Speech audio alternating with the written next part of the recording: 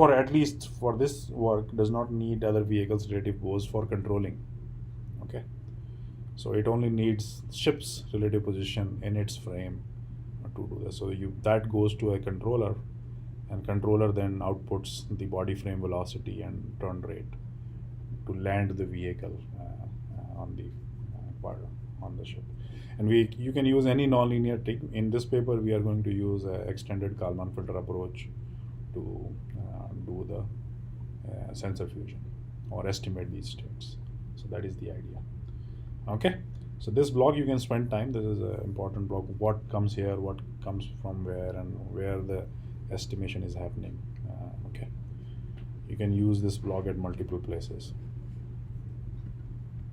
Okay, so now coming to controller. The controller is a very simple controller. The idea is to make the relative position of the ship and relative heading go to 0.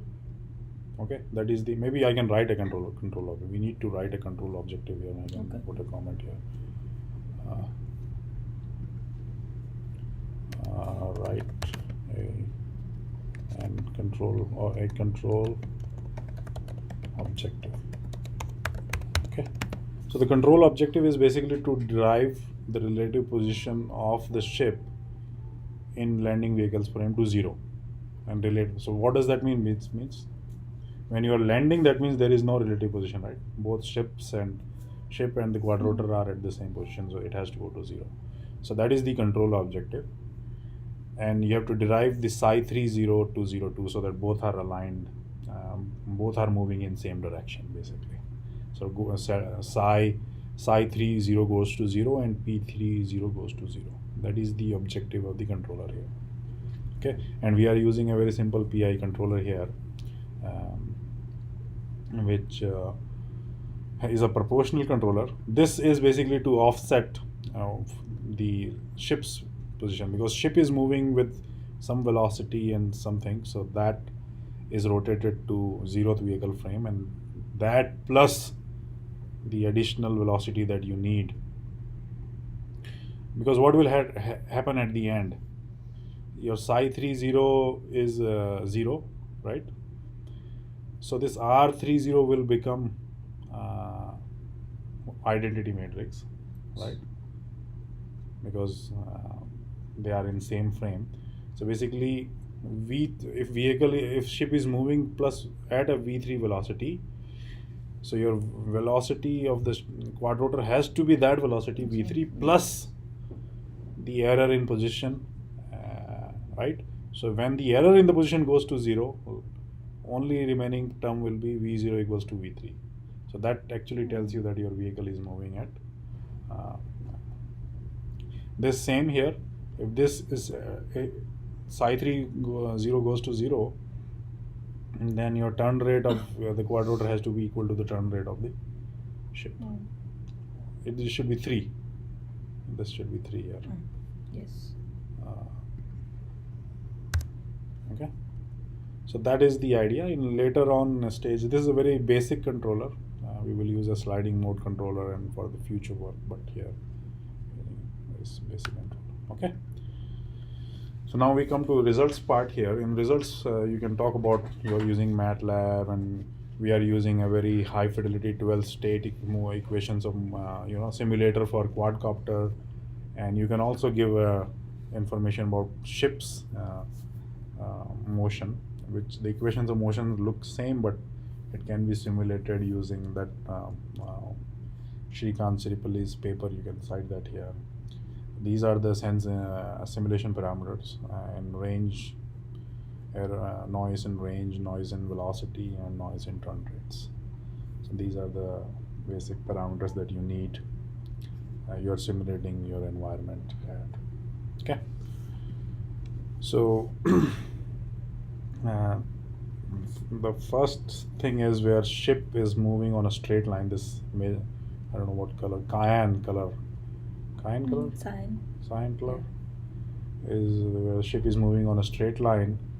These two circles represents the trajectory of the quadrotor 1 and quadrotor 2, which are not landing, and the red trajectory is the trajectory for the vehicle that is landing. So this is using the controller that we just showed in the previous slide, and it is using estimated states, and it is able to land itself just using the relative states and relative orientation. And this side shows the estimated and true states for both. In this case, you're basically comparing the single vehicle relative localization when only landing vehicle is there, and the red dot dashed line is for cooperative. You can see that the cooperative relative localization estimates are much closer to the true relative states in comparison to the single vehicle relative. So you can see in all the 4 states, especially in relative heading. Okay. So yes, RL is without the other two. Yeah, without the orders. other 2 things. Yes, exactly. Okay. So you can see the advantage, a clear advantage of using cooperative, and this advantage will here, at least the problem is still better because the range is always decreasing when you're landing. But the scenario where your range becomes constant and you're maintaining a constant distance, at that place system will become unobservable. Okay, so you can clearly see the advantage of cooperative relative localization here. Okay, so you can this figure shows on the left hand side you have error plots with 3 sigma bounds for relative localization, and the right side is error plots for cooperative relative localization. You can see the bounds are higher, and sometimes for the single relative localization uh, the errors are going out of 3 sigma bounds, so kind of inconsistent for at least first couple of seconds, whereas cooperative relative localization bounds are lower, and 100% of the time the error is within the bounds, right? So that means system is consistent, and so this actually can be used for control. This cannot be used for control. Okay, so that is the idea. The other case was where we will give you 2 videos every so in parallel when you are talking about this, you can run a video on the side. Yeah, so this is where the ship is doing a circular trajectory and everything else remains same. You can see that ship is the vehicle is able to land on the ship, and this is even better. So when ship is doing a motion, you have more excitation in you have more information in your sensors. So you can see this time the red and the cooperative rotation basically is on top of each other, on top of the truth, and the blue is off, which is just a single vehicle relative location. This is this was kind of perfect. It kind of captures even all the dips here, so it is able to follow that non-linear. So this clearly shows the advantage of cooperative. You can show the videos. Let me see if I have the videos somewhere.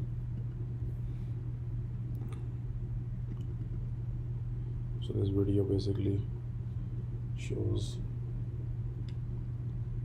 So in this vehicle is doing a circular trajectory, the second case, and the other 2 vehicles. So you can comment that none of the vehicles needs their position information in inertial frame. Everything is in relative frame. All they need is phi and theta, and their linear and angular velocity is in body frame to control. So no information from GPS is used here. Okay, you can show another video which is where the vehicle is doing some kind of oscillatory motion and sideways motion.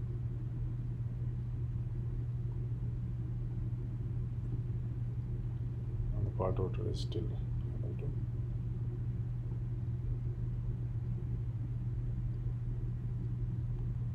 Okay. So we can go back to our. Okay, so this is clear. You can see this in error plots. This is like a picture perfect error plot. Lower bounds, the error covariance, error is always within and mostly going to 0 or around 0 for all the 4 states, which shows that you can actually control your vehicle using these states, and which we have shown in the videos and plots. So these are the initial results, and this is where you can conclude that you have extended the 2D relative localization problem to 3D, and then have combined the relative localization problem with cooperative strategy to improve the accuracy and get rid of observability issues. And what you have assumed in this work is perfect communication, that every vehicle is sending their sensor information to the landing vehicle, which may not be possible in ideal scenarios, especially at the ship one. If the ship is not able to communicate its local sensor data to you, how would we do? So in that case, you will have to add the attitude of the ship and the linear and angular velocity of the ship as a state in your filter. Okay, you can write that so that that confusion may be not there.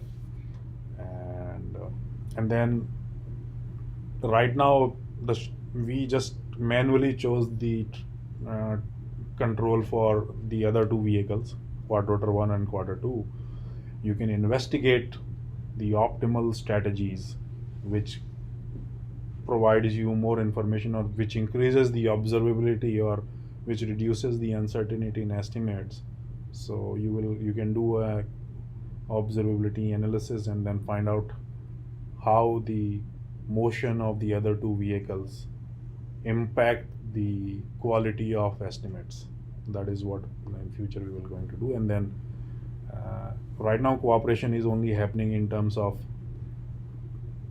estimation, but later on the cooperation will also happen in terms of control, that maybe I should do spiral trajectory, or maybe I should do up and down trajectory. One vehicle can do up and down trajectory, one vehicle can do a spiral trajectory, which will give you maybe give you better estimates. Okay, so and then we will use a sliding mode controller type of approaches, where you can handle more uncertainties, because so that is the future work that we plan to do. And yeah, and that's it. So it was 39 minutes.